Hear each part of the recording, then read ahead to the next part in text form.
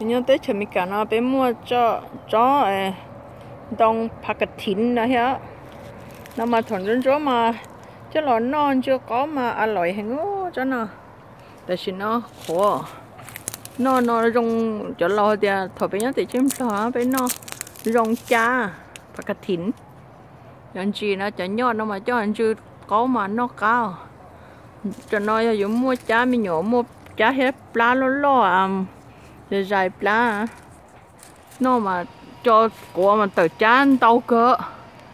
thế mà cho bạc thìn nó tàu xe cơ cho lo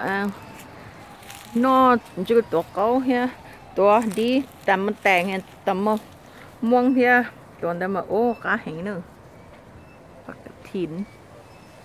ต้นกระถินจะรอไปฟันไทยจะไปใช้ปลารอกูเนี่ยเลยกูเนี่ยจะสองตัวเฮ้ยสาตัวสิจะสิตัวใช้เลยตัวพอเก็บไปกูน้องให้แต่ก็รอเนาะจะรอเนาะรอป้องน้องหนึ่งตัวหนึ่งฉันต้องกระถินเนี่ยลงเจมมือชิเกอร์เห็นชอตัดตาผมไม่จะป้าเป็นแม่ของน้องอย่าป้าจี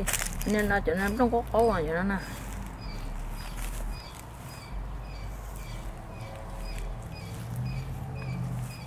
ก็ช่องติดละตัวจะเจอกันละมอมจะช่องแต่nó mua măng nấu hết rồi, xíu sấy rồi, bộ mỏng mới cho măng nấu hết sao, nè, một cho pan nấu hết, ấu trù, cái này ở trên này, mắc nấu rồi không, chỉ cần giữ nè,